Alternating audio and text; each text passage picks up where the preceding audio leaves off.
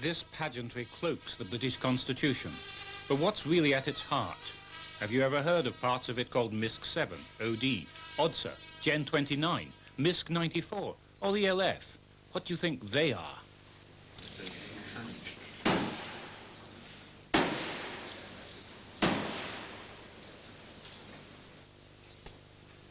In some ways, these organizations are more secret than MI5 or MI6, and there are many more of them. These mysterious initials are amongst any Prime Minister's most closely guarded secrets. These are the organizations who've really decided critical national issues over the last 10 years. Issues like the economy, the coal strike, the Falklands War, or nuclear weapons and defense policy. And you've probably never heard of any of them. They're actually the secret titles of government cabinet committees. The cryptic initials aren't there to fool the Russians. The problem is Britain and us. Unlike Parliament, only the Queen has a right to know how the Cabinet actually does its work, even if she doesn't always ask. But the committee system is secret from everyone else, and that often includes government ministers. My Lords and members of the House of Commons. So Cabinet committees are the big secret of prime ministerial power. That power's most vulnerable, but most critical, at the time of a general election. In the last 2 elections, the outgoing governments used such committees for unusual tactics, which, like details of the committees themselves, have no place in the textbooks that are supposed to teach us about the British Constitution. The way it's taught is a combination of 2 things, magic and probity. The British Constitution is taught as a secret garden because it's not written down, and yet it's something magnificent. Probity is always stressed because it's accountability first and foremost. Civil servants are accountable to ministers, ministers are accountable to Parliament, and above all, the Prime Minister is accountable twice a week in the House of Commons. This is why it is claimed always, and it's now a cliché, Watergate could not happen in this country. The reality is rather different. The reality is such that these neat lines of command break down routinely. Chris Price tried to get the last Labour government to open up its cabinet committees. All secret committees are set up on the Prime Minister's own authority. There are certain cabinet committees which are what you might call run-of-the-mill cabinet committees, which, though not public, are almost semi-public. Even cabinet ministers don't necessarily know who's on what committee. Oh no, you can sit in the cabinet and feel totally disfranchised. I remember one of Mrs. Thatcher's ministers saying to me, "You're always banging on about open government, more open government." She doesn't believe in open government for us, let alone people like you. The last Labour government promised freedom of information laws to place the burden on the public authorities to justify withholding information. Freedom of Information Bill. Those in favour? Thank you. Anybody against? But Labour's Prime Ministers weren't so keen to put that promise into practice. So Jim Callaghan set up a cabinet committee to look into official secrecy. I am absolutely certain that Jim Callaghan was prevaricating between 1974 and 1979 because I was told later that a secret cabinet committee had been set up in order to prevaricate. It's called Gen 29, which is Cabinet Office gobbledygook for the 29th ad hoc committee created since Mr. Callaghan became Prime Minister. And presumably it was also a secret. Oh, totally, yes. And its membership? Oh, yes, absolutely. I mean, again, with complete lack of self-irony, Labour ministers, progressive to the last man and woman, go along with this nonsense whereby these committees do not exist. It's as if the decisions come out of the ether, as if they hear the voices like Joan of Arc.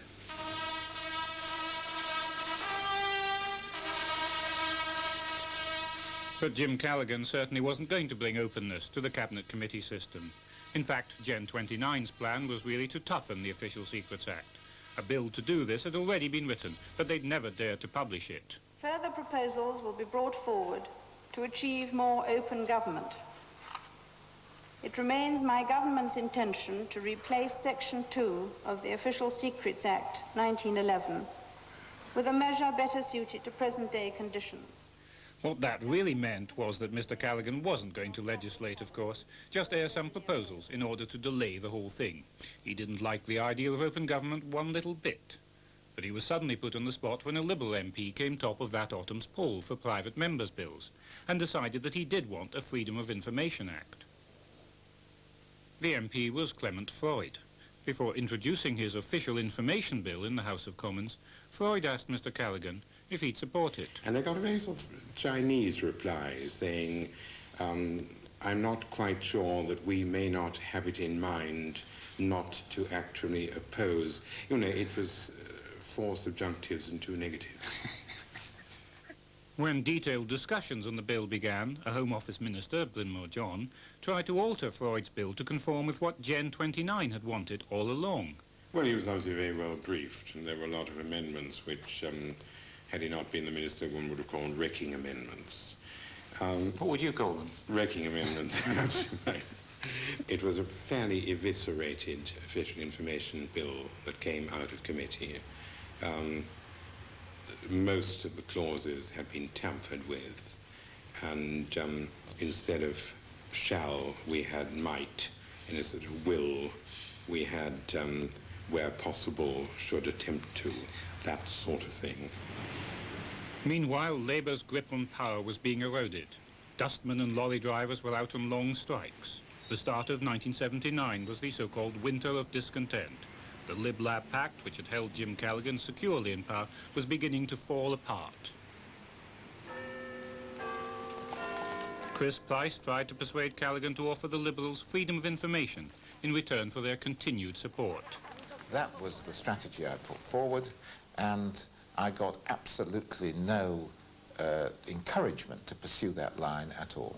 He was against it that much. He was trying to do deals on devolution, on one thing and another, and Mr. Callaghan was very flexible in wanting to hold on to power over his political career.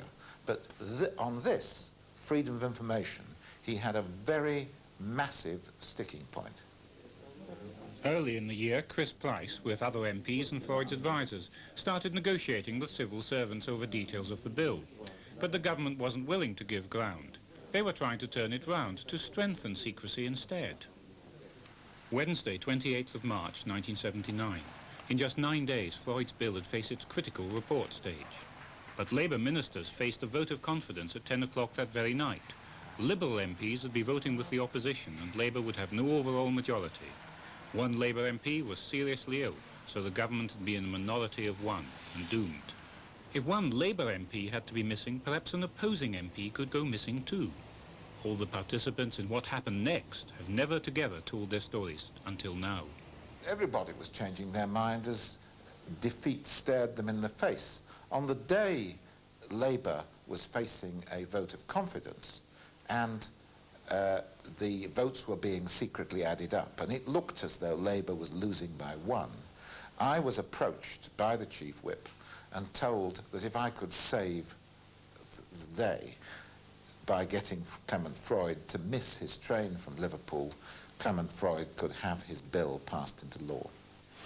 Liberal candidate David Alton was campaigning with Freud in a local by-election. Freud had no inkling what was coming next. And David Alton and I were in Littlewood shaking hands with ladies who were checking pool's coupons. And a man came along and said, there's a telephone call for Mr. Clement Freud. Can he take it in a private office? I said, who is it? And they said it was the Prime Minister's office. And most of the people in Littlewoods were enormously impressed when this, and I went to the office as if the Prime Minister phones me a lot. And then there was sort of talk about, is this a secure line, and is nobody listening? And so I told the man to go away. And it was Chris Price, and he said, I'm speaking to you from number 10 Downing Street, and you can have your bill, provided you miss your train. Well, I told Clement Freud that I wasn't just speaking in my capacity as an MP. I was speaking because the Chief Whip had called me. I assumed that that was on the full authority of the Prime Minister, and all he had to do was to miss his train to London. He didn't have to do anything more than that, and if he wanted to make it look like an accident, he could do that. I was in Liverpool. The vote was at 10 o'clock. This was 3 o'clock in the afternoon.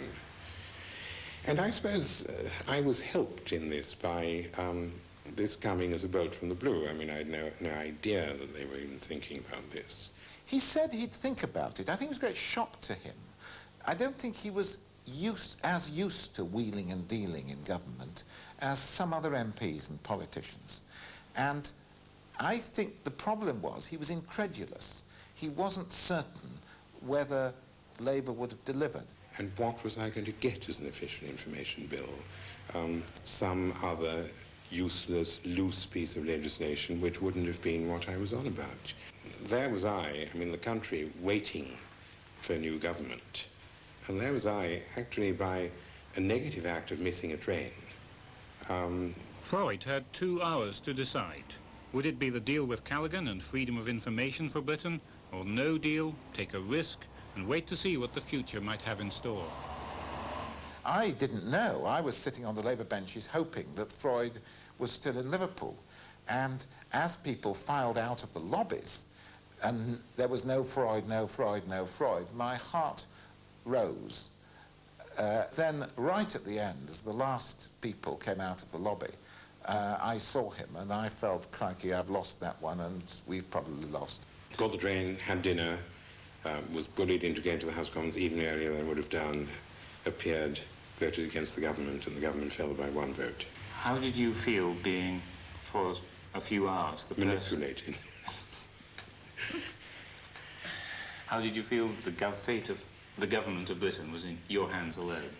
I felt a sort of moral indignation that I should be brought into this. It's really very odd that, having covertly opposed my bill as they did, they should then, for the doubtful advantage of governing for a few more months, which is all they had anyway, offer to do something which they said they wouldn't do. Mr. Callaghan's furniture was soon being carted out of number 10 by the back door. Would the new tenant be willing to make cabinet decision-taking more open to the public? Where there is doubt, may we bring faith, and where there is despair, may we bring hope. Mrs. Thatcher is marvellous on the liberty of the individual, except when it comes to the right to know. That is missing from her pantheon. She's an exceedingly authoritarian lady when it comes to confidentiality of government operations and government paper. She has syringed the collective nature, the collective marrow from cabinet and cabinet committee work into informal ad hoc groups which she can stack to get the result she desires. But Mrs. Thatcher's also used the traditional method of setting up formal cabinet subcommittees. One of these was the replacement of the Polaris Strategic Nuclear Deterrent Force with something else. And this was put into a cabinet committee known as MISC-7, which in our language, normal language, is the 7th ad hoc committee Mrs. Thatcher created after becoming Prime Minister. MISC meaning? Miscellaneous. And was this committee a secret? Totally. The decision by the MISC-7 Cabinet Committee to replace Polaris with Trident was soon followed by permission to station US cruise missiles in Britain. The 2 decisions provoked immediate protests. After years in the political wilderness, the campaign for nuclear disarmament now found themselves at the centre of the political stage. Opinion polls showed a majority in Britain were opposed to Trident and cruise. The government's popularity slumped. At the same time, CND's membership blossomed. Conservative Party managers feared the whole defence issue could lose them the next election unless they took urgent steps to turn the tide of public opinion. What happened next? A campaign against CND led to a remarkable catalogue of Whitehall improprieties. One group broke the law. Government and foreign money was channeled into other groups, and the government itself was accused of improperly involving civil servants in party politics. The campaign against unilateral disarmament operated at 3 levels: the government, the Conservative Party, and sympathetic outside organisations. On the government side, the secret cabinet committee MISC-7 led on to a special subcommittee called the Ministerial Group on Nuclear Weapons and Public Opinion. The subcommittee was chaired by Defence Minister Peter Blaker, backed up by junior ministers from the Home Office and Foreign Office. One of the first items on their agenda was the civil defence programme and its effects on public opinion. When you hear the attack warning, you and your family must take cover at once. Official civil defence advice, like the film Protect and Survive, had been a political disaster. Instead of reassuring people, it made them more worried about nuclear war. A 1980 civil defence exercise, Square Leg, had shown graphically how Britain would fare under nuclear attack. With 130 nuclear weapons used, not a lot would be left. So ministers like Peter Blaker and Home Office Civil Defence Minister Patrick Mayhew were worried about where the bombs might land in the next exercise due in 1982. So in hard rock, less than 50 bombs would fall in Britain, Most British and American military bases would be excluded from the hit list in case local residents became nervous about being in the firing line. As far as possible, bombs shouldn't be targeted on major cities, and if they were, they should miss. But this meant nuclear weapons would have to land in some unlikely places. Mallaig in the northwest of Scotland, a remote fishing village with a population of less than 1,000, and mountains in the middle of Wales with no population at all to worry about. But the new target map still wasn't quite what ministers wanted, so they asked civil servants to list the parliamentary constituency in which each bomb would land, and decided it would be unwise for bombs to land on any marginal constituency. They'd have to retarget these bombs too. The Cairngorm Mountains now became a prime target as more bombs were moved away from populated areas. But with all these changes, the whole exercise was by now so unrealistic that it had to be cancelled by the Home Secretary, who blamed opposition from nuclear-free local authorities. There's never been a national civil defence exercise since. That was the government's first contribution to the campaign to win public opinion away from the peace movement. At the same time, the Conservative Party set up a special committee of their own, the Campaign for Peace Through Freedom, chaired by MP Winston Churchill. Piers Woolley was a Tory party official who worked for the new committee. Well, at Winston Churchill's meetings, the Campaign for Peace Through Freedom was an umbrella organisation set out to coordinate the activities of the British Atlantic Committee, BAC, the Coalition for Peace Through Security, the CPS. These two organisations, the British Atlantic Committee and the Coalition for Peace Through Security, were just two of the groups coordinated by Winston Churchill, but the two could hardly have been more different.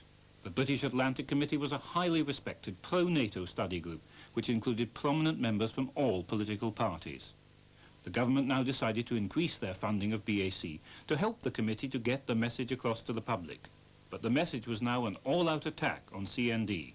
BAC's government grant was nearly trebled to £58,000. But as a registered charity, the committee wasn't supposed to get involved in political campaigning. Ken Aldred, who was BAC's representative on the Winston Churchill Committee, had reported back to BAC itself, the organisation, with Alan Lee Williams, that they were sailing pretty close to the concept of charitable status by taking a political stand on nuclear disarmament.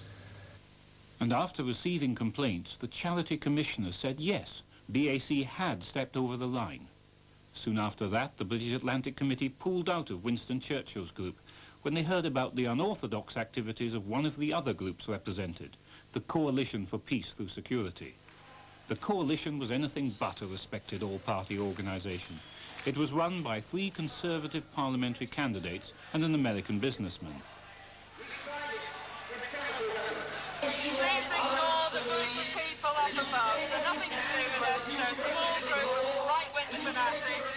The coalition specialised in trying to disrupt CND events. It was backed by a foreign right-wing pressure group, the Heritage Foundation of Washington. Letters exist showing that the Heritage Foundation provided at least $60,000 to support the coalition's noisy opposition to CND. These were the streetwise kids, if you like. They were mainly involved with heckling at public meetings, organising anti-CND rallies, finding any opportunity where they could have a direct attack at the street level on CND. Attempting to disrupt CND demonstrations, the coalition frequently flew provocative banners low over the crowds. During 1982, their pilot was convicted of illegal and dangerous low flying at one CND festival, but that didn't stop them. Nor did the coalition confine its activities to Britain. 2 of their activists went to the United States to disrupt a speaking tour by Bruce Kent, then CND's General Secretary. Well, the standard technique of papering over advertisements for meetings so that as far as most people were concerned, the venue had then been changed so that anyone interested in listening to Bruce Kent would turn up at the wrong meeting hall. My experience generally with the coalition has been one of of outrage on my part. I mean, I just didn't know people behaved like this in public life. I mean, I think that I can't imagine an organisation behaving in a more disgraceful way in a society more democratic than most. The coalition also produced leaflets, distributed for them by the Conservative Party, just part of a great volume of material flooding out from a variety of organisations. The biggest contribution of all came from the Ministry of Defence, which could draw on an annual information budget of £16 million. This was one of the Defence Ministry's more memorable contributions to the campaign, the British bulldog facing up to a bullying bear. The Prime Minister herself was very enthusiastic about it, even though she had slight problems about what colour the bear was. But apart from that little problem, there was quite a lot of enthusiasm for the pamphlet. How did she show her enthusiasm? By banging the table and repeating that we've got to use that bear. Senior Defence Ministry civil servants were a little less keen. I think it was a bit more extrovert than the normal stuff that, you know, comes out of government departments, which is pretty stodgy on the whole. And I think certainly that leaflet was viewed as sort of slightly way out, that's the right phrase, within the Ministry of Defence. But as well as its unusual content, that pamphlet was an example of the way the constitutional distinction between government and political party was now under strain. With the election imminent, the Prime Minister set up a series of Conservative Party liaison committees to plan the party's election stand on critical issues. The meetings took place in the Cabinet Room of number 10. But these were party political committees. The Secretariat consisted of Conservative Party officials, not civil servants. There's a long-established convention in Whitehall that civil servants should not be seen to participate in party political occasions.